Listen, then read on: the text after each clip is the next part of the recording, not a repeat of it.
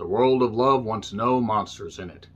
Bones and All is from the writer and director of the Suspiria or Suspiria remake. I'm actually not totally sure how to pronounce it. You can let me know how wrong I am in the comments, but when I saw that it was from the writer and director of this movie that I absolutely goddamn love, it was absolutely intense, incredible. The acting was incredible. It was really, really violent and weird and crazy. That ending, holy shit, that ending. Dakota Johnson was great. Everybody was great in this. So I was really, really excited to see Bones and All. Which, by the way, yes, again, visual demonstration from the writer and the director of that. So this stars Taylor Russell, who was in Waves.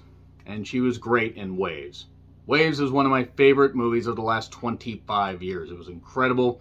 A24 absolutely nailed it from beginning to end. She was great. All the acting was great. And when I saw she was in this, I'm like, okay, we're getting good. We're cooking here. And she plays Marin, who, no, not Father Marin. We're not going with the Exorcist thing. She's playing a young woman that has had a bit of a troubled youth, shall we say, and she's going out in the world and exploring and trying to keep certain urges to the side. And she runs into a boy named Lee. Timothy Charlamont. Pretty certain I probably screwed up that last name, but he was in the Little Women remake, which is also really, really good. One of my favorite movies of 2019. 2019 had a lot of really great movies, and the pandemic hit in 2020. We had issues. We couldn't see shit in theaters after March. Nevertheless, this was really good. This was really good. Anyway, watch both of these after you watch Bones and All. So I'm going to keep it spoiler free because if you've seen the trailer but you're not quite sure where, where the movie's head at is, where it's head at, where it is head at, I'm going to keep it mostly spoiler free for this. I will say that this movie's a gothic drama, romance, and pretty horrifying when it wants to be, and you can definitely tell that the director and writer of Suspiria had something to do with this because it has those same tones. I will say that this was better, but Bones and All is quite good. It's relying on the two main leads, Timothy and Taylor. Timothy, the tool, man. Taylor, woo! No, we're not going Home Improvement here. They carry the bulk of the movie. However, there is another actor in this, Sully, Mark Rylance, who was in The Outfit, and he's been in other great stuff. And boy, you thought he was great in The Outfit. He's great here as one of the creepiest people you will see in a modern horror movie. Oof. God, you just want to pressure wash yourself after seeing this guy. He plays it perfectly. There are other people in the movie as well. Kendall Coffey in her debut. Good on her. She does pretty well here. Andre Holland, who plays Marin's father, and Anna Cobb, who is in We're All Going to the World's Fair, which wasn't good. She was fine. And Chloe Sevigny, not actually sure how to say it. She wasn't doing the same shit she did in Brown Bunny, which was absolutely abysmal. The whole point of this movie is it's set in the 1980s, and after certain things happen with Marin that necessitate her going out on her own down the only road she's never known because she's drifting all alone on her own, as opposed to not on your own if you're alone. She runs into Lee.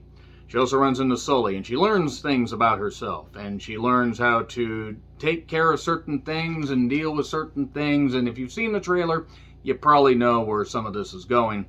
I will say that the movie, as far as dealing with its particular subject matter, actually does it in a really good way. I'm not going to say this movie's perfect.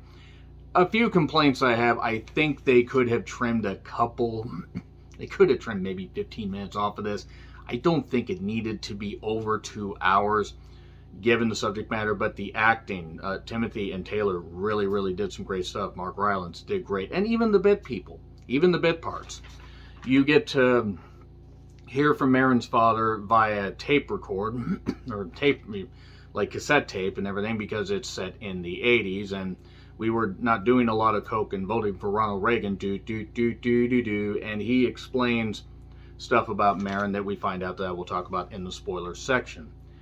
When the movie wants to ramp up the violence, it really does, and you're like, holy shit, this is pretty scary, and you're thinking, it's a bit ridiculous, admittedly, on the surface of it, the whole premise. But it also kind of has a bit of a real life connotation about people just, going where they please, not really being tied down to one particular place, having family, but traveling out because of certain things that have either happened in their life or certain things they're going through. It could be a social commentary on adolescence, growing up, becoming 18 years old, wanting to go out on your own and not knowing how to experience or deal with particular experience them in the right way, having to grow and understand if there are certain things wrong with you, how to deal with that. So there are some good social commentary pieces in this. And again, the acting is tremendous. Taylor Russell absolutely deserves to get meatier parts. And I mean, ironic considering the subject matter, but she was great in Waves. I mean, I need to rewatch that again at some point, even though that movie, God, that was jarring. And one thing about this movie is, I will warn you before I get into spoilers, is bleak. It is very, very bleak. There is a feeling of dread hanging over this movie. Even though there are some good moments and some decently happy moments, there is this just incredible feeling, like a dark cloud of dread just hanging over. And it's dreary and it's depressing and it's bleak, and I loved it. I thought it was great. I mean, I wanted to walk into traffic after watching it, but that is just because, God, you just like, God, okay, and you see where it's going, and it does eventually get there, and it reaches a conclusion that is fitting given what has happened and given what everybody has, accomplished, what everybody's been involved with. But it does end up being quite well acted and well performed. It's just really, really goddamn good. This is a goddamn good movie. It's not going to make a dent at the box office. It's being released at a weird time, Thanksgiving weekend. I just saw it. Yeah, I saw it on Thanksgiving. Kind of fitting, the title Bones and All. Kind of fitting to see that on Thanksgiving. And it was really good. There were only a few people in the theater, and I can't imagine this is going to make that much. I can't imagine it costs that much either, but well acted, great camera work, great cinematography, and the music choices were also very well done. And everybody plays their roles well. Timothy and Taylor play the conflicted people that care about each other, but also they're keeping their distance because of certain things that have happened previously in their life and even recently. So that's really all I gotta say. It is in theater if you want to check it out. But yeah, great performances all around. I'm gonna get into spoilers. These spoilers will not take very long. Do not worry one bit. Anyway, 3, 2, 1. This is your final warning. Spoilers. Okay, spoilers. All right. So basically, they have cannibalistic nature. They have to eat people occasionally. That's pretty much what it is. They're called eaters. This kind of reminded me of the movie Freaks, as far as, how it dealt with people with mutant powers and certain lines it used. This doesn't have nearly the special effect. This has great body horror effects and great makeup effects. And basically, Marin ends up sleeping over at a friend's house after her and her dad have been moving around a whole bunch. And we go from Virginia to Maryland to Iowa, Missouri, Minnesota, Michigan, Indianapolis. We go all over the goddamn place. And basically, her dad's trying to keep her, have her in school, take care of her and everything. And she goes to stay with a girl that she seems to be attracted to. And then this girl puts on nail polish. And then Marin decides to try to eat her finger because she's too tempted. And then runs away. And then the dad basically says, pack up your shit, we're going. And then they move to Maryland. And after a little bit, he says, I can't protect you anymore. He leaves a tape. All this stuff's going on. She doesn't know what's going on. He leaves cash for her, and he leaves an explanation. But he's like, I can't do this. And apparently in the 80s, you could just do that. You could just go anywhere you want. He left a birth certificate of her, just basically a birth certificate, like what happened, like, to leave. This is your mother. Like, your mother's name is on this. You can go find her, and you can find an explanation. Because the parents weren't together. Spoiler, the mother was an eater as well. And it turns out that after traveling via bus, she meets Sully, Mark Rylance, who is very, very creepy, inherently creepy. This is one of the creepiest roles I've seen for anybody in a gothic horror or a horror movie in a number of, at least the last 25 years. It's goddamn creepy, insanely creepy. He plays it to the hilt. This creepy, seemingly meek old man. And he teaches her about some things. And he teaches her how you never eat another eater. You pick and choose the people that you get. And apparently you can just kill people in their house. And you can just take over their house for a little bit. And the cops apparently don't exist in this world. There's like 2 cops that we see in this real podunk town. Other than that, that's it. Nobody checks on any of these people for a number of days. There's this old lady that's about to die, and he says, "You'll know, I smelled you from all the way over there, and now you'll be able to smell when she's dead." And that's the whole thing about scent. As you get older, you can smell people, other eaters and victims and everything from miles away. Really, really creepy. So they end up devouring this old lady after she passes away.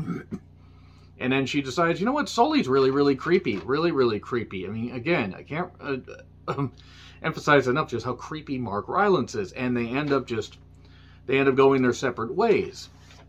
By which I mean Marin decides to leave, and then she ends up meeting Lee. After Lee does something where Marin's trying to steal some stuff from a store, and then he lures a guy out to a back area, this abandoned house. There's a lot of abandoned houses and a lot of abandoned areas in the various places they go to. Very convenient, I want to say. But then again, they were in a lot of parts of the Midwest. They were even in Kentucky at one point, which I don't believe is part of the Midwest, part of the South somewhat. And all these areas they go to just happen to not be densely populated. And he ends up killing this one guy. They end up kind of forming a bond. He's standoffish because it turns out his dad was an eater and tried to come at him. And what he did is he ended up killing his dad eventually. He was all drunk. He got him taped up, left him in a car at an abandoned bar, and then went back and ate him 3 days later. Well, shit, that's certainly something.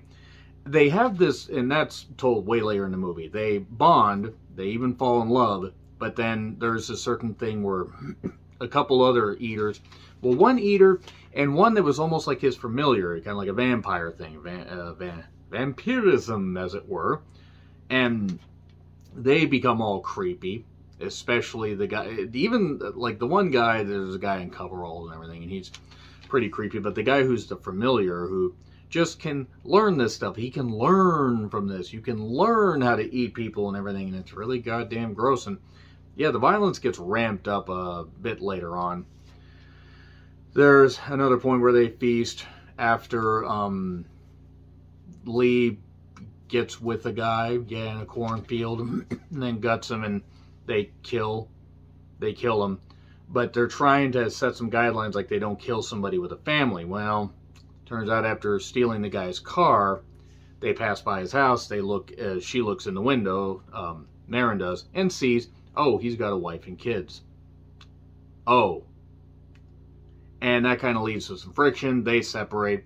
She goes to find her mother, but finds her grandmother, who's actually not her blood grandmother, but the woman that took Marin's mother in, played by Chloe, and gets told some stories and everything. We don't know anything about her biological relatives, but she was dumped at a sheriff's office. What kind of person would do that? But then, there were some accidents that happened, and that information got brought out. And then it turned out later that she was at an institution. The mother was. So she does get bonded actually with with Lee again, because Sully tries to target her. Sully targets her again, very creepily. Oh, why don't you come into the van, this windowless van of this creepy guy that you snuck away from? Nobody gets away from Sully, and he keeps talking about himself in the third person, and more creepy, to be extra creepy. And then what ends up happening is she meets her mother, and her mother's arms are off at the elbow. She chewed her arms off. Why'd she chew her arms off? So she couldn't grab anybody and do that. Or she was just insane. And again, if you've seen Chloe in interviews, I mean, that probably wouldn't be a stretch. She had written her a letter before she had chewed her arms off. And the nurse was there in the room, but there was a corner in the room, so you can probably see where this is going. Marin's reading the letter, and then it gets to the end, and now I can do what I should have done a while ago. And she tries to attack her, tries to get her, because can't have more stuff going on. That's where the world of love wants no monsters in it. And even though they try to control their urges, they are monsters. And she gets away and goes with Lee, and they're going all over the place. And meanwhile, they've got this truck from that one hick guy that he killed like early on in the film. And the truck somehow has lasted a while. They somehow keep finding money for these particular, particular ventures. And I know they kill people, and I know they show them stealing money a couple times, but we just have to assume that they have an endless ATM that's, piling out and everything. Just piles money out. So they end up going back to Lee's family. And he kind of has a relationship with his sister, but has a bad relationship with his mother. Stuff gets told about the dad. And then they decide to live like normal people. After traveling around, they settle down. Everything's good. And then Mark Rylance's character shows up. And basically what ends up happening is they kill him. And he has a knife, though. And you can probably guess where this is going. Lee, because of a lot of bad shit that he's done as well. And I'm not saying the Marin's exempt. Lee gets stabbed in the lung. And basically says, look, you need to eat me. Because I'm not going to survive this. I'm losing air. I'm in shock. All this. So she does eat him. Earlier, the reason Bones and All is actually the title is when that one hick guy and the familiar were talking. Hey, have you eaten everything? Bones and all. It's like your first time. Instead of just eating body parts, you eat everything, bones and all. You eat it all up. That's seemingly what she did, because then we pan back to when they were just in the middle, just somewhere in Nebraska or the Dakotas somewhere, and we pan in on them, and seemingly after they made sweet, sweet love, they're both shirtless, and then it ends. So yeah, that was bleak and depressing and everything, and Taylor Russell was phenomenal and absolutely deserves endless praise for this. Timothy was great in this, and okay, I could see people not liking this movie. I could see people thinking it's a little pretentious. And again, I do have issues. I think it could have had a few minutes cut from it, and there are a couple things that weren't necessarily as explained, but it's like they wanted you to get invested in it. They wanted you to get invested in without explaining all that much, and I thought that was a bit weird. There's telling, not showing, and showing, not telling, and then there's not showing or telling and just assuming that the viewers will get it. I'm still going to give it an A+, because I found the positives far outweighed the negatives, but are there issues? Sure. But definitely gets an A+. Let me know your thoughts in the comments. Like, share, subscribe, Twitter handle in the description. I'm John Ritlin. I'll see you soon.